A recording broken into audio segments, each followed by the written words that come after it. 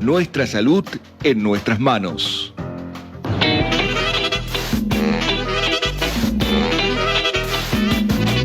Sentir el pálpito natural de la noticia, el ardor de la primicia. Póster Central. Periodismo en radio. ¡Vamos a portarnos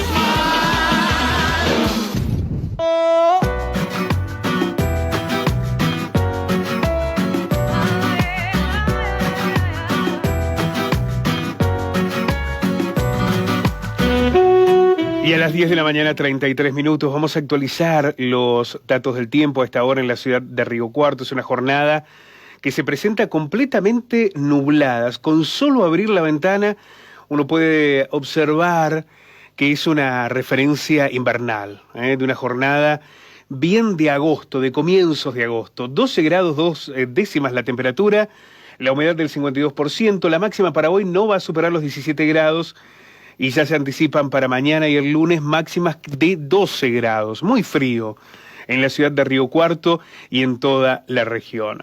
Vamos a dar una vuelta de página y meternos en uno de los temas de portada en el programa que tiene que ver con lo que ocurrió esta semana con la condena a un guardia cárcel a 4 años y 8 meses de prisión, acusado por el ingreso de droga al penal. A través de un juicio abreviado, reconoció haber sido el autor, en complicidad con otros 2 internos, del ingreso de cocaína y marihuana. La recibió por parte de una persona que llegó en motocicleta y que nunca fue identificada. La droga fue entregada a un interno de apellido Nieto, que al mismo tiempo la cedió a quien había pedido inicialmente los estupefacientes. Luego, ese recluso fue interceptado en uno de los pasillos de los pabellones carcelarios por otro guardia cárcel que advirtió la presencia de la droga, hizo la denuncia y comenzó allí una investigación penal que ha terminado con la condena del guardia cárcel y de los otros 2 reclusos, que tienen una pena que se suma a la que ya estaban cumpliendo dentro del penal. Ahora, más allá de esta causa en particular, lo que aquí comienza a debatirse es si estamos ante un caso aislado o una cuestión sistemática. Hemos visto en muchísimos procesos judiciales internos que admiten, reconocen ser consumidores de drogas, ser adictos, y que ese consumo de drogas continúa dentro del penal. Es decir, no se trata solo la condena a Walter Toledo, el guardiacárcel, sino a lo que sucede dentro del penal. ¿Y qué sucede? ¿Y qué ocurre cuando el recluso es adicto? Cuando llega como consecuencia incluso de esa propia adicción a las drogas a caer en el delito. ¿Qué es lo que puede hacer la justicia en este caso? Bueno, vamos a sumar al análisis al doctor Gustavo Echenique, juez de ejecución penal. Doctor, ¿cómo le va? Muy buenos días. Buen día, Pablo. Un saludo para vos y para toda tu audiencia. Bueno, doctor, un placer. Lo primero que quiero consultarle es, cuando se analizan las causas o los motivos por los que los reclusos llegan al penal, ¿hay en su mayoría personas que son adictas, sobre todo en los sectores más vulnerables? Esto es lo que nos transmiten en general fiscales, jueces, cuando hablamos en tribunales, que en más de un 90% de los casos son personas que han tenido y tienen vínculos con las drogas. ¿Esto se puede advertir con quienes ingresan al penal? Sí, bueno, efectivamente, como yo ya te había manifestado en anteriores oportunidades, en realidad la cuestión vinculada al consumo de estupefacientes está, como quien dice, instalada en la sociedad. O sea, es un problema de la sociedad en sí. Y obviamente, como la institución cerrada, la cárcel, el establecimiento penitenciario, representa un reflejo o es un reflejo de lo que sucede en la sociedad, es evidente que también tenemos internos que consumen estupefacientes. ¿Sí? De todos los casos, bueno, la gran mayoría, mejor dicho, de los casos, porque no tengo una estadística específica, pero en todos los casos donde me tocó estudiar beneficios o situaciones de internos que se encuentran privados de la libertad, he encontrado vínculos con el consumo, o sea, ya sea leve o consumos que son los que llevan al delito, pero siempre hay un vínculo consumo específicamente, y más en los casos de personas que se encuentran en situación de vulnerabilidad. Así que sí, específicamente en casi todos los casos tenemos el delito vinculado a la droga. Doctor, ¿y qué se hace o qué se puede hacer desde la justicia en este sentido? Porque digo, los internos, como usted señala, vienen con una historia ligada con las adicciones que los lleva al delito. Ingresan al penal. ¿Qué es lo que puede hacer la justicia para, primero, tratar esas adicciones? Y por el otro lado, para garantizar que no se puedan ingresar estupefacientes al penal. Bueno, sobre lo primero yo te puedo comentar que, bueno, dentro del tratamiento penitenciario, ¿no es cierto?, que se prevé para las personas privadas de la libertad, también se establece en los casos donde se advierte un consumo problemático de drogas, un régimen especial que inclusive puede ser en ámbitos específicos, ¿no?, dedicados a la droga. Ahí está el centro de adicciones que depende del servicio penitenciario, a donde van a ser alojados los internos que tienen un consumo problemático de drogas. Y después, a través de los equipos técnicos, psicólogos y trabajadores sociales, se trata de paliar la situación de aquellos que, si bien tienen un consumo, no lo es tan grave como para que tengan que estar encerrados. Eso sería más o menos lo que otorga el servicio penitenciario al momento de recibir a una persona que está privada de la libertad y que, bueno, que está vinculada con el consumo de estupefacientes. Doctor, ¿y esto puede ser, esto resulta eficiente según su mirada? Porque la verdad es que cada vez que hablamos con alguien que ha pasado por el servicio penitenciario nos dicen que cuando salen igual o en peores condiciones en sus adicciones a las drogas. Bueno, a ver, el tráfico de drogas existe afuera y evidentemente en la cárcel también, por eso se han suscitado situaciones como la que le tocó en este caso a la Cámara Segunda. Evidentemente hay un tráfico, entonces hay posibilidades de consumo. También va a depender un poco de la persona privada de la libertad, su intención de superarse. Obviamente que uno o el establecimiento o el servicio penitenciario le pone a disposición un tratamiento, pero también está en la persona querer modificar sus hábitos y su conducta. Entonces no se le puede achacar 100% estas cuestiones al Estado si no hay voluntad también por parte de la persona o el privado de la libertad de querer mejorar su situación. Yo creo que también en definitiva si la persona pone de su voluntad, se puede mejorar y los resultados no pueden ser garantizados.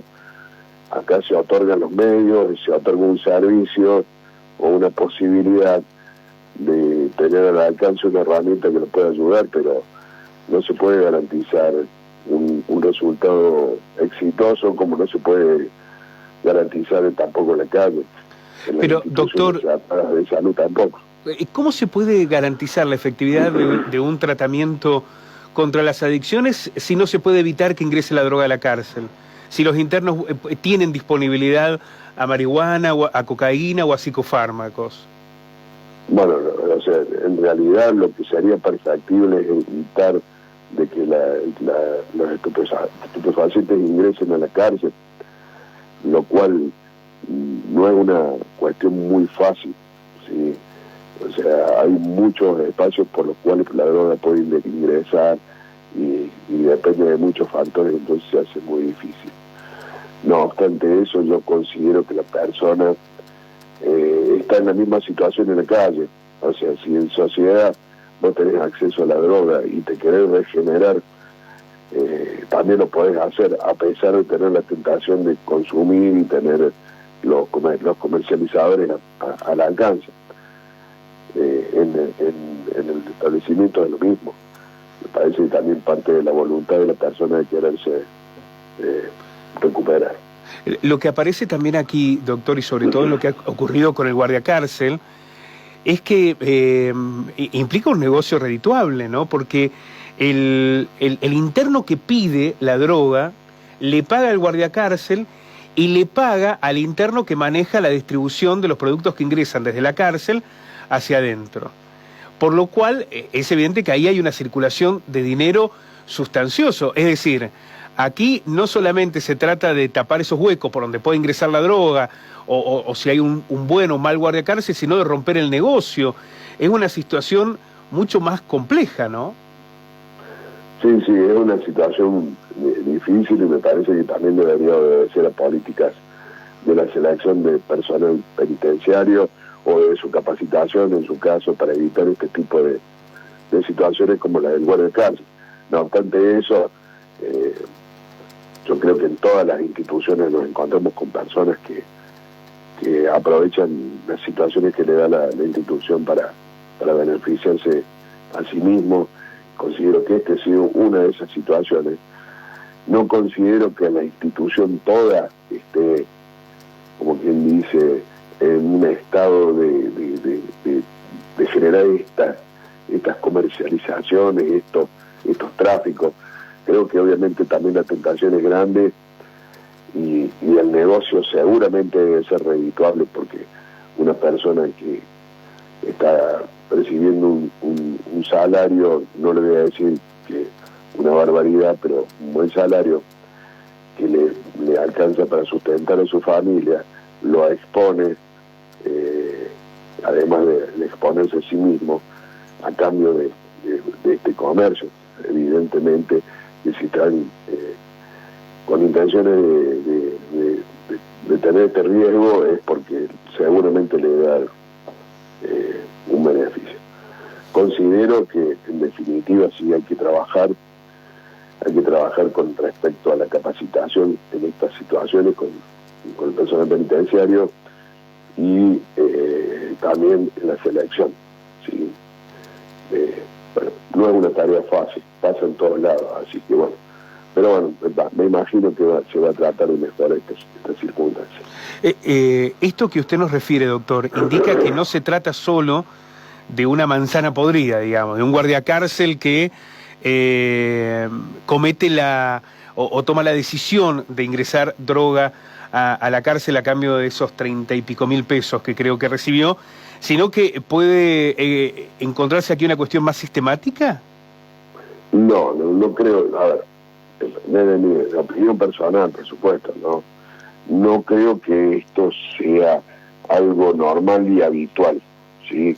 Sí creo que puede haber gente que está corrompida, como pasa en todos lados, pero no creo que sea lo normal y lo habitual, o que haya un direccionamiento hacia este tipo de cuestiones o hacia hacer la vista gorda en cuestiones que tengan que ver con el tráfico de drogas. De hecho, como usted mismo lo mencionó, el que pone en conocimiento de las autoridades de esta situación del tráfico es otro guardiacárcel.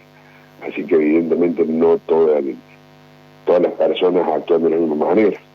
Ahora, doctor, para que haya una mayoría de reclusos que consuman, tiene que haber un ingreso de droga que supere a la de un guardiacárcel. ¿Y se utilizan otros instrumentos? No. Yo creo que esto obedece a una cuestión social. Estamos con una cuestión que tiene que ver con la prevención.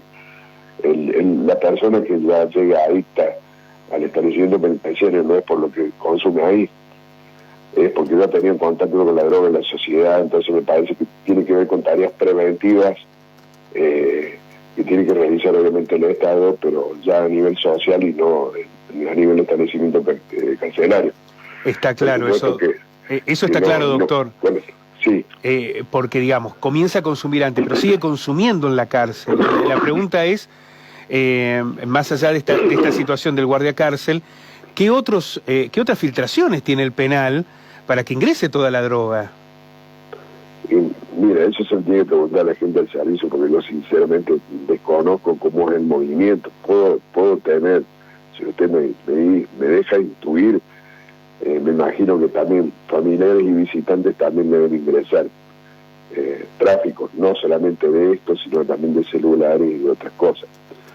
Pero bueno, es a simple intuición y no de conocimiento.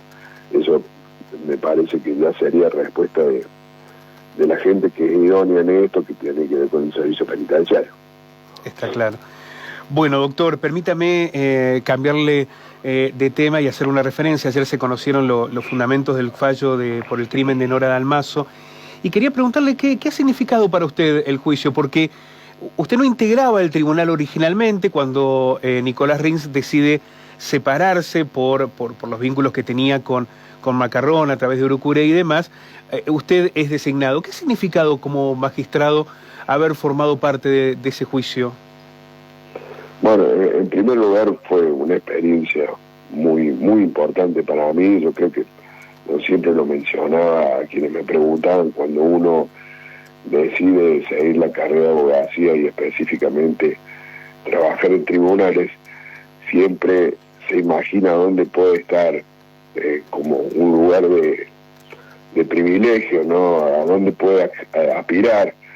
Y cuando uno es estudiante, siempre se imagina interviniendo en juicios de importancia como estos. Así que para mí, la verdad que fue una experiencia muy buena y en ese sentido a nivel laboral.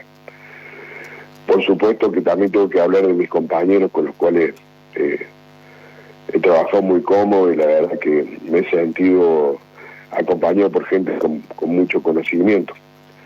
Así que por ese lado también ha sido una muy buena experiencia. Y por el otro lado me da la sensación, y siempre lo digo también esto, que de la justicia nosotros tenemos que dar una respuesta.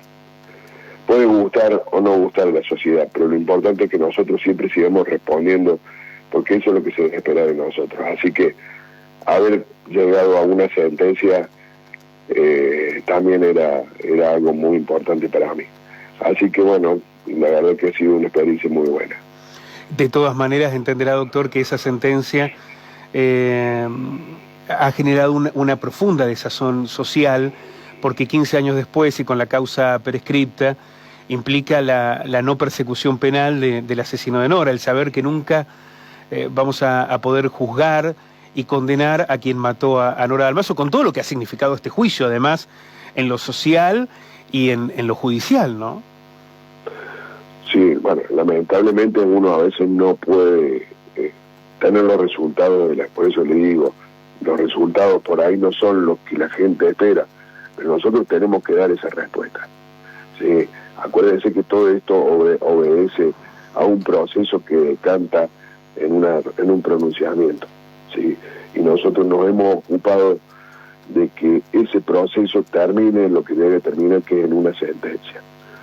A veces puede gustar a la sociedad, a veces no puede gustar, puede generar desazón, puede generar diversos sentimientos, pero la realidad es que nosotros desde la justicia lo que tenemos obligaciones de responderle a la sociedad, y creo que en este caso, independientemente de que guste o no guste, se ha hecho eso, que es responderle. Cuando fueron cuestionados los integrantes del tribunal, ¿qué mirada tuvo? O qué mirada tiene hoy, que ya ha concluido esto, de que era un proceso que parecía llegar a este desenlace previsible? No, discúlpame, pero no sé a qué cuestionamiento se refiere específicamente. Sí, se lo traslado directamente, doctor. Se hablaba de que el tribunal había tenido una participación muy pasiva ante un fiscal que no daba demasiadas señales de acusación. Parecía que Brito, el abogado de Marcelo Macarrón, manejaba casi a su antojo lo que ocurría en las audiencias. Sí, bueno, miren, yo creo que el que tiene para decir eso tiene que haber estado presente en la audiencia, en la sala de debate, y ver qué se hizo, qué no se hizo. Para mí, desde mi punto de vista y de lo que nosotros venimos aprendiendo, ¿sí?, el proceso, o mejor dicho, el juicio se llevó adecuadamente, a donde se le dio la posibilidad a las partes a que impongan o pongan sus elementos sobre la mesa y bueno, decidir en virtud de eso. No he notado tampoco esa pasividad que se sostiene por parte del doctor Rivero. No soy quien para juzgarlo, por supuesto, pero no ha advertido pasividad. Sí ha advertido que él tenía una dirección hacia donde acusar y bueno, puede no haber llegado. De hecho, él lo dijo en su alegato. Y nosotros no tenemos ninguna intervención porque nosotros, la Cámara, solamente se encarga de la dirección del proceso, ¿sí? O la dirección del juicio en este caso. No tenemos que intervenir no solamente para aclarar o para hacer cuestiones que tengan que ver con esto, con la dirección misma del proceso. Son puntos de vista y son modalidades. Hay alguna gente que considera que la Cámara tiene que intervenir más. Nosotros consideramos que no funciona, o sea, no es el funcionamiento adecuado conforme a la normativa vigente. Así que bueno, yo me considero satisfecho. Yo creo que si hay una persona que conozca de derecho que nos quiera cuestionar, puede ver absolutamente todas las grabaciones y verá si hay pasividad, verá si no se intervino. Por eso hay que ver quién es el que opina. Y después, bueno, en base a eso, establecer si específicamente somos criticables o no. Uh-huh. Hay muchos intereses, por supuesto, siempre en el medio. ¿Y los cuestionamientos sociales, doctor? Perdón, no le escuché. No, le consultaba. ¿Y los cuestionamientos sociales, donde ya no hay más interés más que en encontrar la propia respuesta de la justicia? Porque en definitiva es eso, ¿no? Ha habido una instrucción que ha pasado por tantos desvaríos y que concluyó en esta acusación, que efectivamente carecía de elementos objetivos, pero que vio que en el proceso todo transitaba sin conducir hacia un mismo lugar o hacia un lugar que pudiera dilucidar la verdad de los hechos.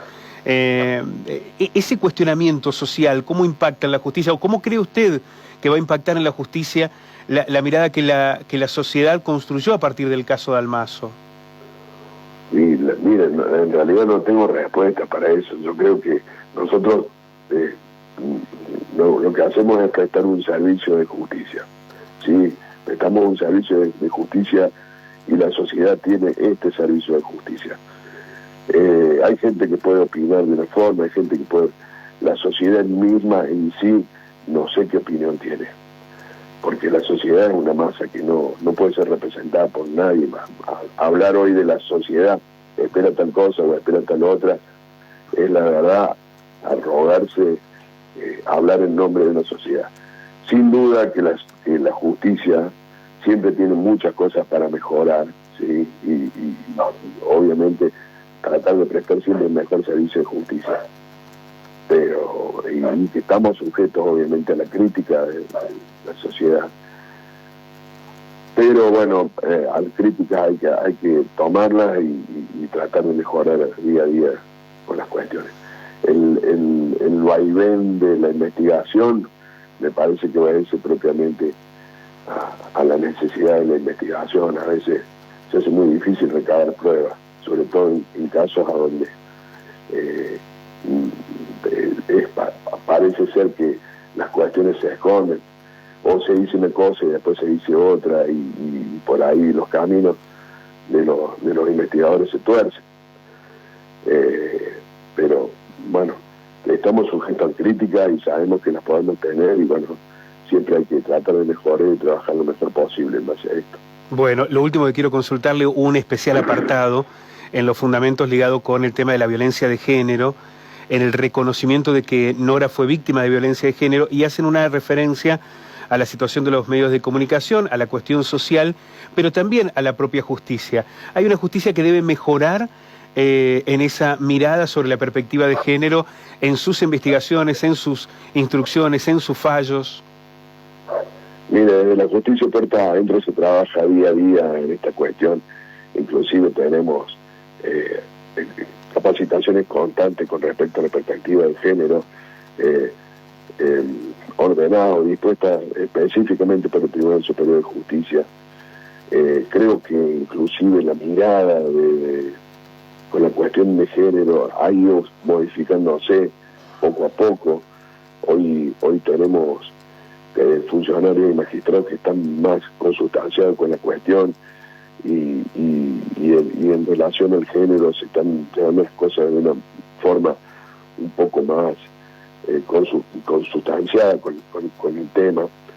Y bueno, me parece que la misma sociedad y los medios de comunicación también deben llevar adelante la misma medida, ¿no? Con capacitaciones y con cambio de, como quien dice, de conciencia, de cambio de mentalidad, para que, bueno, esto pueda llegar a buen puerto y que las cuestiones relacionadas al género no sean perjudiciales para las mismas personas.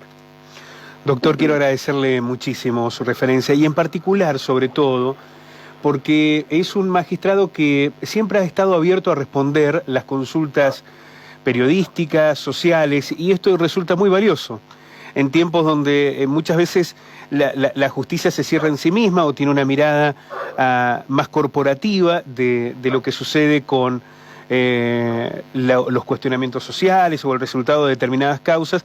Usted siempre ha tenido una predisposición a poder dialogar, y esto me parece que es un punto de partida más que valioso en cualquiera de las instancias, así que quiero agradecérselo especialmente. Doctor, un abrazo y muchas gracias. Bueno, muchas gracias, un saludo para todos. La palabra del doctor Gustavo Echenique, juez de ejecución penal, hablando sobre la causa por el ingreso de drogas a la unidad penitenciaria número 6 y por primera vez el testimonio de un magistrado tras los fundamentos del fallo por el crimen de Nora Dalmazo. No solo se trata de contar lo que pasó, es preciso saber por qué. Póster Central. Periodismo En radio.